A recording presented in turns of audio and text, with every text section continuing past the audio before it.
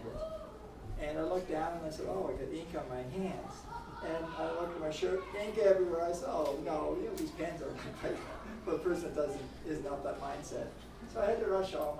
Luckily I had another white shirt and changed my tie from red to whatever this is. And here I am. My goodness. Well, it's a good thing you came early. Isn't it? Yeah, it always pays. Yeah. So when I was 18, I was 152 pounds. Now I'm 175 pounds. I'm no taller. The lean muscle hasn't changed. So it must be the clothes that were, they must be too big. So anyway, what has happened over that time is I put on some adipose tissue here, and I put on some dangerous visceral fat, the fat that's in the gut, which we don't want to put on. That's the dangerous stuff. Because this stuff, this stuff, you can't see it, but it's there. Well, no, an interesting thing, I had a friend that was very much like me, and his wife told him to go do shovel some snow. So he went out and he felt sick. He said, I really feel bad. So they took him to the hospital, and they said, we're keeping you in, you had a heart attack. And then, so in the hospital, he had a second heart attack. And then they rushed him to Halifax, and on the flight down to Halifax, he had a third heart attack. 50% of his heart was damaged because he didn't get to a good hospital where they could give him the drug to stop that. And so he now is in a situation where he has to live with all those. Oh, that's great. So now he lives in a situation where he's on 5 or 6 medications, and he's had kidney stones, and he's had depression, and it's just horrible, the different things you have when those kind of diseases strike. And heart disease is one. Diabetes, of course, is another. Strokes is another. And even things like, visceral fat almost takes on a life of its own. It creates inflammation inside, and that's what causes so much damage, that inflammation that it causes. There was a doctor in the States, his name was Dr. Gerber, Michael Gerber. He is well known, he's a strict vegetarian. And so the animal rights people gave him a call and said, let's check the statistics on vegetarians and on meat eaters. And he said, you bet. He said, I'll go to the Harvard Library and I'll check the studies on it. So he found the first study, 9,000 people over 18 years. No difference. The mortality rate of the meat eaters and the vegetarians was the same. He said, this is not good, because he was a strict vegetarian. So I said, okay, let's test another study. So we went to another study, a big one, with 18,000 people. He said, well, there might be some flaw in that study or whatever. Same results. The very same results.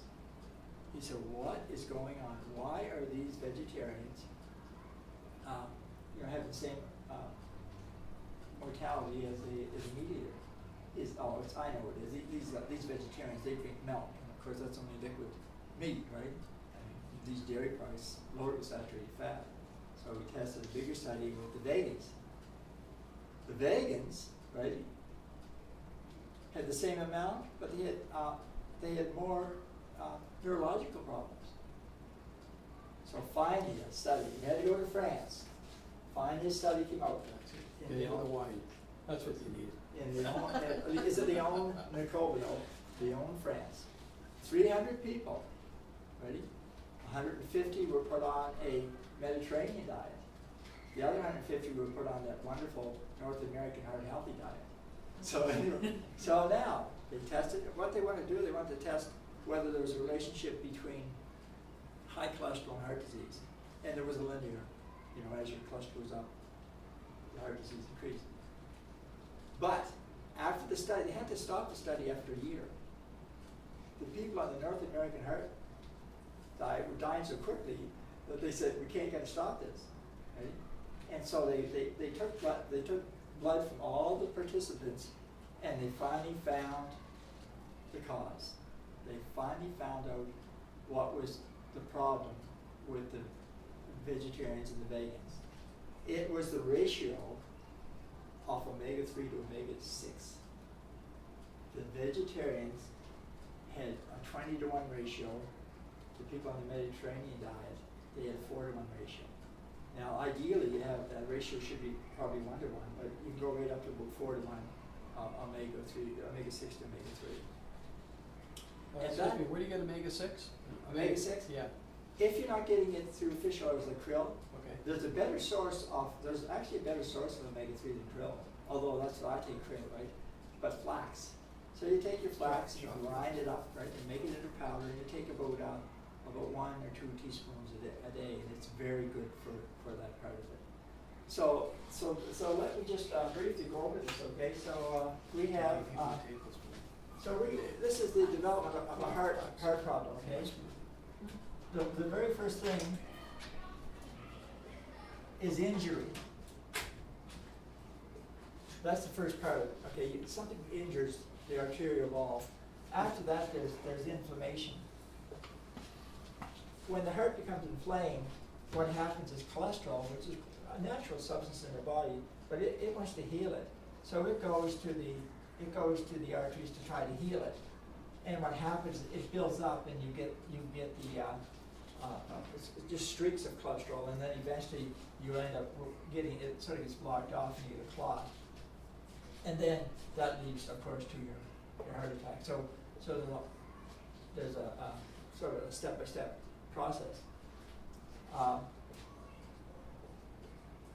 That's the most serious thing with a heart attack. Afternoon church service. But you want to stay away from an afternoon church service. So now, there was a problem here. They said, okay, we know, Dr. Europe said, we know that vegetarians have low cholesterol, right? They know they have low blood pressure, all those indicators that would protect them from heart problems. But some of them were having such injury to the heart that they said, what's the deal with that? And what it is, ready? And this happened way back in 1968, a couple of young kids died, massive heart attacks. And they had high homocysteine levels. So these high homocysteine levels are what causes it. And there's in order to lower homocysteine levels, you get 3 pathways. You get B6. Over here you got choline, and in the middle you have folic acid or folate. But the thing that the vegetarians are missing comes from animal sources, and it is vitamin B12. We all know the importance of vitamin B12, and it's very important for energy and everything.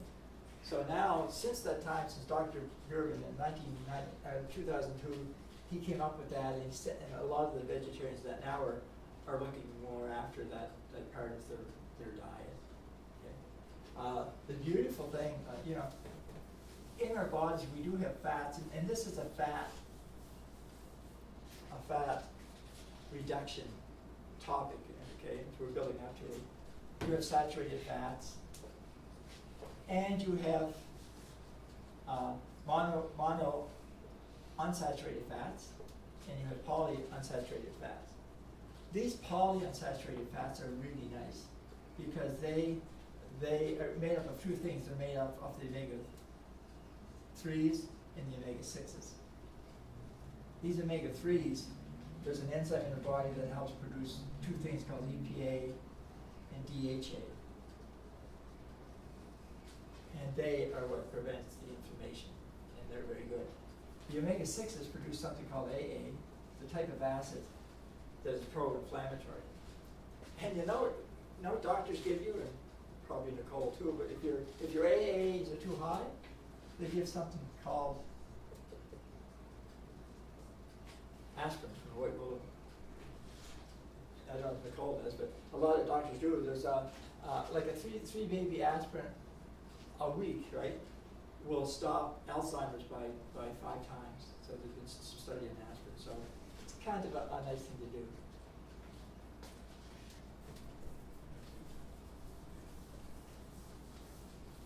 So the fats are bad, and Now we look at the other aspect of heart disease.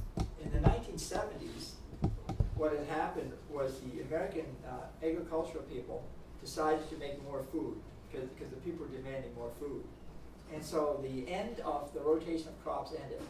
They used all they kept doing was growing crops, and what had happened was the mineral content of the soil just went downhill. It was horrible. And of course, it was around the same time that they were able to take corn, and they got something out of corn that was called high fructose corn syrup. And what they did was they started putting this high fructose corn syrup into the pop and almost everything, ketchup, hot dog buns, right? Cookies, you just go on, and you get this high fructose corn syrup. And all it is a type of sugar. And so what happens is, instead of,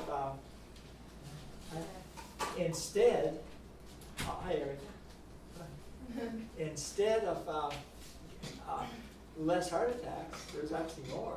And instead of people getting really, really thin, they actually get heavier because of these processed foods and these empty calories that were just going on, and just people were becoming a lot heavier. One of the big ones, of course, that led to this was a company in Atlanta, and they made a product called Coca-Cola. And what had happened was when they first started making them, they used to put corks in the bottles. And in order to open it, they used to have to press down, and what would happen? It would pop.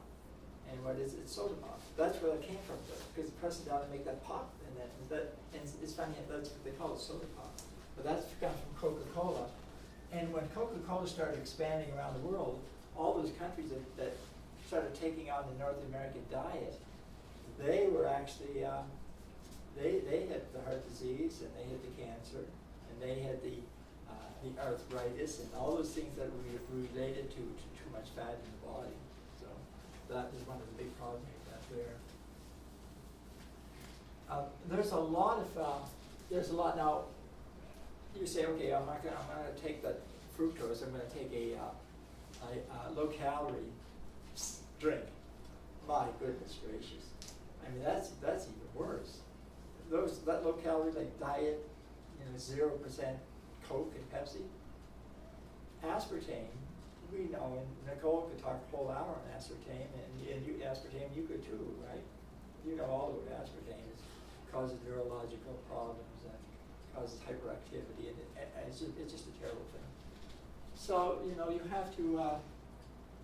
have to get away from all those type of things. That's the problem. Now you just came in the right time. This is just an overview. Now I'm going to get into the development of gene technology, gene expression. You have gene profiling, and you have gene expression. Gene profiling is where a doctor will take, like, say Cindy has a problem. They take a profile of her genetics, and they say, okay, it's this gene, and that's the problem. There was 2 kids in the States. They were very lethargic. They could hardly move. So, and their parents spent millions of dollars. So they went to a genetic company, and they did a gene profile. And what they found out was in the gene profile, they were very, very low in dopamine and serotonin. They corrected that with a drug, and now these kids are at university, they're on the track team and everything. So genetic profiling is big. It's, right now it costs about $1,000 to get it done. So, like if a person has cancer, right? They get a gene profile, and they say, okay, that chemotherapy drug will work, that one won't. People just indiscriminately go to a doctor and get on chemotherapy drugs without even knowing whether the chemotherapy drug's going to work or not. With gene profiling, you can actually see if it is going to work or not. Gene expression happens every day. Okay? Every day, everything we eat changes the gene expression. People go, oh, I don't want to get into gene expression. That sounds dangerous. Gene expression is very, very natural. And what made it so good is that in 2003, after billions of dollars and 150 universities all working together, they finally completed the whole genome project, and it was in that they found out that human beings have over 25,000 genes in the body, okay? And these genes can be expressed. And so what happened was a company called Pharmanex got a call from Purdue University. Purdue University wanted to test one of the Pharmanex products. It's called TR90. It's a very good product. And they wanted to test it on prostate cancer or breast cancer in vitro. And it was wonderful. Pharmanex had done their own in-house studies and they knew it was good. But in the talk, they said while we're studying it, they noticed that that tea green extract actually stopped a gene on the skin called RNOX. And if you have high levels of this gene, you age very quickly. If you're at very low levels, you look like if you're 50, you look like you're 20. And this here TB97, this product, that actually stopped it. And so that was the very first part of this age-lock story that Pharmanex get into. And so it's and what they did, they made another product for the skin, but then they made something really interesting. They made something. The president of Pharmanex is a guy named Dr. Joseph Chang, who was a pharmacologist. And what had happened was they wanted to test mitochondria levels. What happens is when we're born, we have a fairly high level of mitochondria in our cells. These are cellular furnaces. They give us all our energy. And we need lots of mitochondria. So we're moving along in life, right? It's pretty linear. And then when we get to 40, ready? It starts going that way. And then when we get to 60 to 80, how many people do you meet that are over in that category and say, I am so tired? Yeah, you are, because your mitochondria is sort of like a light bulb, it's just dying out. Now some people that have cellular problems, right, and damage cellularly, they don't have the same effect with it. Other people have a good effect with it. Everybody has a different thing with it. With me, after 2 weeks, I was up at 5 in the morning jogging. It was just hitting. I said, what is going on? It was just wonderful, ready? Steve Brand, a friend of mine, who broke almost every bone in his body, and internally he's a mess. He couldn't sleep. He couldn't take it. Right? Sarah, you got on it, and you were like I am. So wow, right? Bob couldn't take it because it raised his blood pressure. Ray couldn't take it. It's funny that, and of course, Audrey, you love it, right? Mm-hmm. With Audrey and her husband, and they just love it. So everybody's different, but we're certainly worth trying, isn't it? Because if it works, and Cindy, you've tried it, and with Cindy, it was an eye situation. She went to the doctor. She was having trouble reading, and the doctor said, "Yeah, you're having trouble because your eyes are stronger. These prescription glasses are no good." Same thing happened with my wife. She went and said, "No, we got to change those prescription glasses. This vitality is strengthening this because there is mitochondria in the eye. Mitochondria is found in the heart and in the muscles of the brain, and as we up it, we get the benefits of it. When you go on vitality, it goes back to 92% of what it was when you were 18. So that's gene expression. You're able to take it. You're able to take genes that have died out, and then of course you raise them